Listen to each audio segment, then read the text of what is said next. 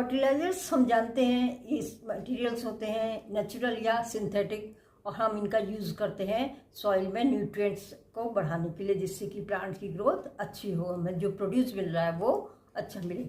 लेकिन इनके साथ साथ ये केमिकल फर्टिलाइजर्स क्या करते हैं, पॉल्यूशन भी करते हैं और हमारे हेल्थ को भी, ह्यूमन बीइंग को भी डैमेज करते हैं। हमारे रेस्पिरेटरी प्रॉब्लम हो सकती है, हमारे में सर्कुलेटरी सिस्टम की प्रॉब्लम हो सकती है, या ऑर्गन जैसे लिवर है, स्प्लीन है, ये सब भी खराब हो जाते हैं। और इसके अलावा ये यदि मिट्टी में चला जाता है, अंदर जाके ये जो ग्राउंड वाटर है उसमें मिक्स हो जाते हैं या दूसरी वाटर बॉडीज में चले जाते हैं, तो फिर हम जब उनको कंज्यूम करते हैं तो वो हमें नुकसान देते हैं। तो इसलिए अब फार्मर्स क्या हो गए हैं, बायो फर्टिलाइजर्स यूज़ करते हैं, क्योंकि इससे ये सारी जो प्रॉब्लम्स हैं पॉल्यूशन की और हमारी हेल्थ की प्रॉब्लम्स की, ये सब नहीं होती हैं। बायो फर्टिलाइजर्स क्या होते हैं, ये ऑर्गेनिज्म होते हैं जो कि न्यूट्रिएंट क्वालिटी सॉइल की को बढ़ाते हैं। तो ये ऑर्गेनिज्म हैं, ये केमिकल सब्सटेंसेस नहीं हैं। इसमें 3 तरह के आते हैं, कुछ बैक्टीरिया होते हैं, कुछ फंजाई होते हैं और कुछ साइनोबैक्टीरिया, या जिसको हम पहले ब्लू ग्रीन एल्गी कहते हैं, वो होते हैं। बैक्टीरिया में सिम्बायोटिक होते हैं और फ्री लिविंग। सिम्बायोटिक क्या होता है, जब 2 ऑर्गेनिज्म एक साथ रहते हैं और जो एसोसिएशन में, और दोनों एक दूसरे से म्यूचुअल फायदा बेनिफिट उठाते हैं। तो राइजोबियम जो बैक्टीरियम है, ये लेग्यूमिनस प्लांट्स की, दाल वाले पौधों की रूट्स में नोड्यूल बना के रहता है। जहाँ जब प्लांट ग्रो करता है तो रूट हेयर्स के पास में ये ग्रो करने लगते हैं और फिर धीरे धीरे उसके अंदर एंटर करके अंदर पहुंच जाते हैं प्लांट बॉडी में, और वहाँ प्लांट्स के रूट्स में, और वहाँ पर ये नोड्यूल्स बना के रहते हैं। और उससे ये उसके लिए नाइट्रोजन को फिक्स करते हैं। नाइट्रोजन फिक्स करने का मतलब नाइट्रोजन जो है उसको कंपाउंड से बदल देना, जिससे कि उसकी रूट, प्लांट्स की रूट्स को एब्जॉर्ब कर सके, और उसके बदले में ये प्लांट से जो भोजन है ये बनाता है जो प्लांट, वो ये यूज़ करते हैं। फिर एजोस्पिरिलम और एजोटोबैक्टर, ये जो है ये फ्री लिविंग है, हमारे सॉइल में लेते हैं, खासकर ये पैडी फील्ड्स में, चावल के जहाँ वो खेत होता है वहाँ पर ये मिलते हैं। ये डायरेक्टली इन्फ्लुएंस करते हैं प्लांट का डेवलपमेंट। और ये एजोस्पिरिलम जो है ये फाइटो हार्मोन्स भी प्रोवाइड करता है, जैसे कि इंडोल एसिटिक एसिड, और जो है इसको या तो सॉइल में मिक्स करके यूज़ करते हैं या फिर प्लांट की लीव्स पर स्प्रे करते हैं।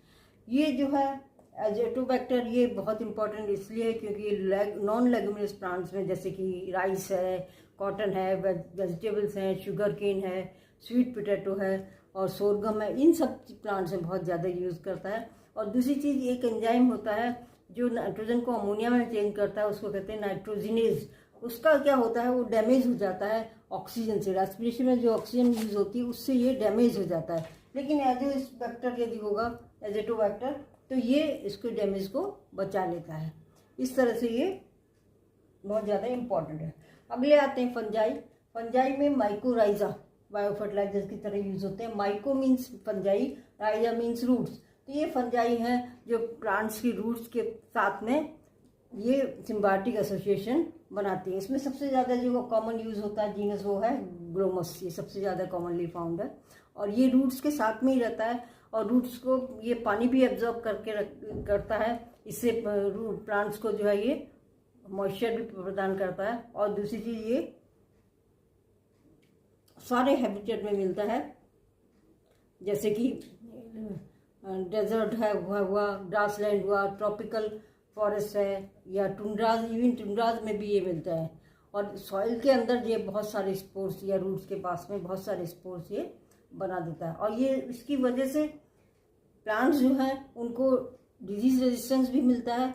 जो सॉइल बोर्न पैथोजेंस हैं उनसे ये प्लांट को बचाता है। एनवायरमेंटल स्ट्रेस से भी ये प्लांट को बचाता है। ये फॉस्फेट एब्जॉर्ब करता है फंगस, और इसको प्लांट को पास ऑन कर देता है।